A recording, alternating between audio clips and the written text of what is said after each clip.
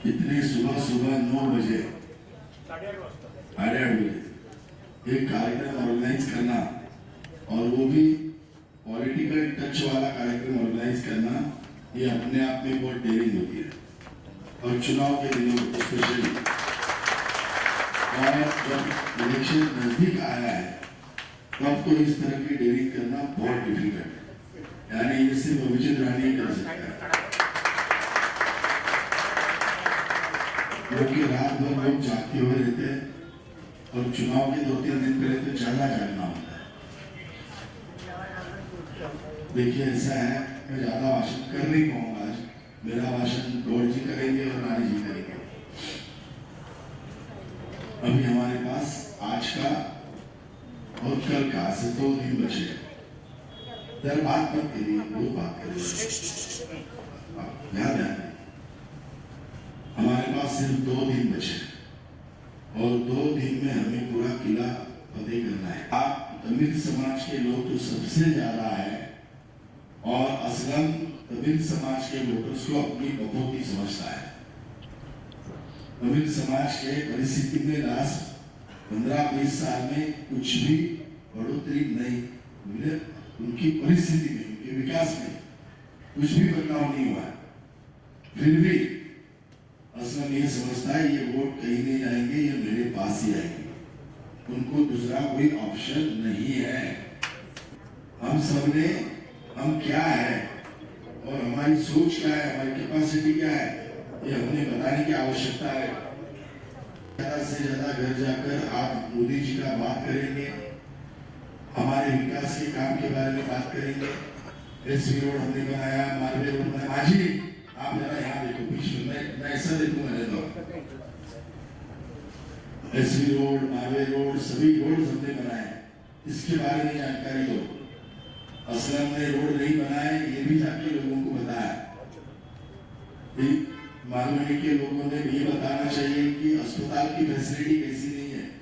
हर छोटे छोटे चीज के लिए हमको टाउन जाना पड़ता है, जे अस्पताल तक जाना पड़ता है मुंबई में। इस अस्पताल की वजह से कितने लोग मरते हैं, ये भी बात आपने बताने की आवश्यकता है। आज सुबह धड़क कामगार यूनियन ने अपना मेड़ावा आयोजित किया था और विशेषतः दक्षिण भारतीय उनके जो कार्यकर्ता है उनको इकट्ठा किया था और इसके लिए केंद्रीय कैबिनेट मंत्री गोपी जी आए थे। और ये चुनाव में दक्षिण भारतीय समाज का बीजेपी की तरफ झुकाव वो यहाँ पे समझ में आ रहे थे। गत कई सालों से बीजेपी के वोटर साउथ इंडिया में बड़ी तादाद में, मल्टीपल्स में बढ़ रहे हैं और वही चीज़ यहाँ पर भी देखी जा रही है।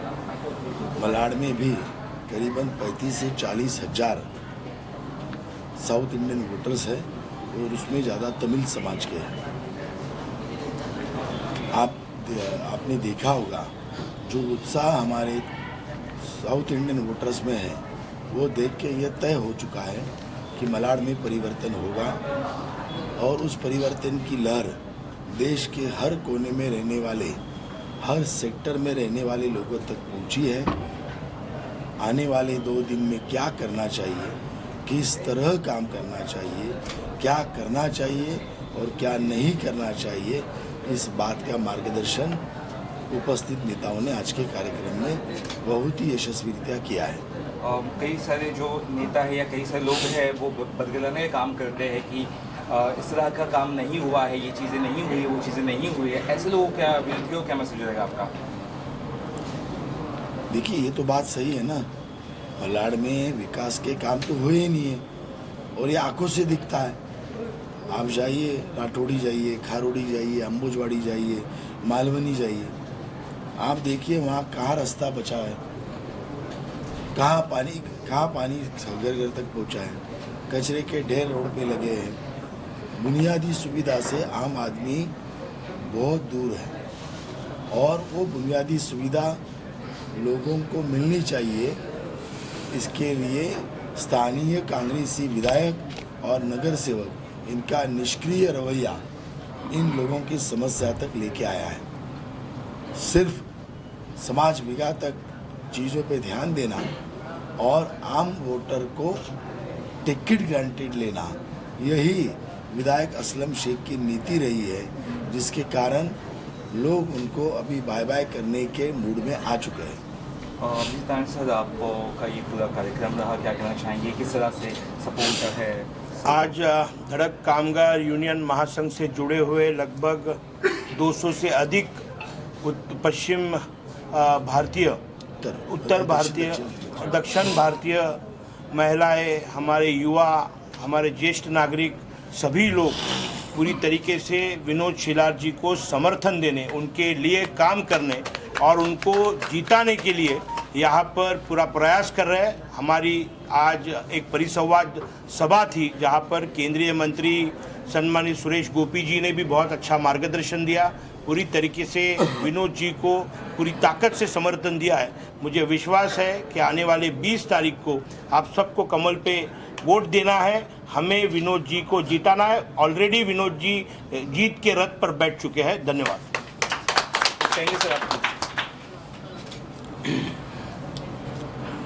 मलाड विधानसभा कचरा साफ करना है, माननीय विनोद शिलार जी को लाना है, और सबसे बड़ी मलाड की जो दिक्कत है वो ड्रग है।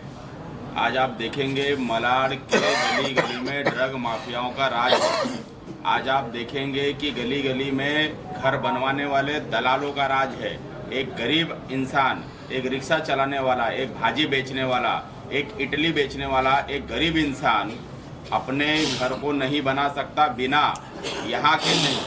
विपक्ष, कांग्रेस के नगर सेवक, कांग्रेस के आमदार को बिना दलाली दिए एक ईंट भी आप नहीं रख सकते। ये मलाड का कई सालों से इतिहास रहा है। मलाड की जनता को जागना होगा, मलाड के लोगों को जागना होगा। ये कैंडिडेट सिर्फ विनोद शिलार जी नहीं है, मलाड के विकास चाहने वाला हर नागरिक आज कैंडिडेट है। उनको यह सोच के लोगों के बीच में प्रचार करना होगा कि मैं उम्मीदवार हूं, मैं अपने आने वाले बच्चों को नशे से बचाना चाहता हूं, मैं अपने आने वाले बच्चों को दलाली देने से बचाना चाहता हूं, करप्शन से बचाना चाहता हूं, क्राइम से बचाना चाहता हूं। यह मलाड की जनता को जागना होगा। तो मलाड की जनता से मेरा हाथ जोड़कर विनम्र निवेदन है कि आप लोग अपने आने वाली पीढ़ी के लिए, अपने आने वाले भविष्य के लिए माननीय विनोद शिलार जी को चुनो। माननीय नरेंद्र मोदी जी का हाथ मजबूत करो, माननीय देवेंद्र फडणवीस जी का मजबूत करो, परम पूज्य डॉक्टर बाबा साहब जी के अम्बेडकर जी के संविधान को ताकत देने का काम करो। आपने देखा होगा कि पिछले लोकसभा चुनाव में यही वो कांग्रेस है जो पूरे देश में ढिंढोरा पीट रही थी, संविधान खतरे में, संविधान खतरे में। संविधान खतरे में नहीं था, इनकी जेब खतरे में थी, इनकी तिजोरी खतरे में थी, इनकी नीयत खतरे में थी। इनको देश की जनता ने इनकी औकात दिखाई है। अब मलाड के जनता की बारी है और हमारे विनोद शिलार जी की आमदारगी की कुर्सी पर बैठने की तैयारी है। जय श्री राम, वंदे मातरम, भारत माता की जय। मैं सुप्रीम कोर्ट का महाराष्ट्र का काउंसिल हूँ और मैं ये बोलना चाहता हूँ कि मैं धड़क कामगार यूनियन का स्थापना से मैं साथ में अभिजीत आनंद जी के साथ हूँ। आज मैं अखिल भारतीय राष्ट्र उपाध्यक्ष हूँ और बहुत सारा इंस्टीट्यूशंस में मैं जुड़ा हुआ है। मुझे ये बोलना है कि मैं भारतीय जनता पार्टी का साउथ इंडियन सेल का मैं उपाध्यक्ष भी हूँ मुंबई का। और धड़क कामगार यूनियन एक ऐसा ताकत है, आज महाराष्ट्र के अंदर कीमत 8.5 लाख कामगार इस यूनियन में है। हमारे पास 18 रजिस्टर्ड यूनियन है, 18 रजिस्टर्ड यूनियन है। और इस रजिस्टर्ड यूनियन के अंदर मैं और मेरे पूरे अभिजीत आनंद साहब के साथ मेरे जितने भी मेरे साथी हैं, हम लोग एकत्र होकर इस यूनियन के लिए काम करते हैं और भारतीय जनता पार्टी को मन से उनको फुल सपोर्ट करता है, क्योंकि भारतीय जनता पार्टी नरेंद्र मोदी जी के आधार पर हम काम करते हैं।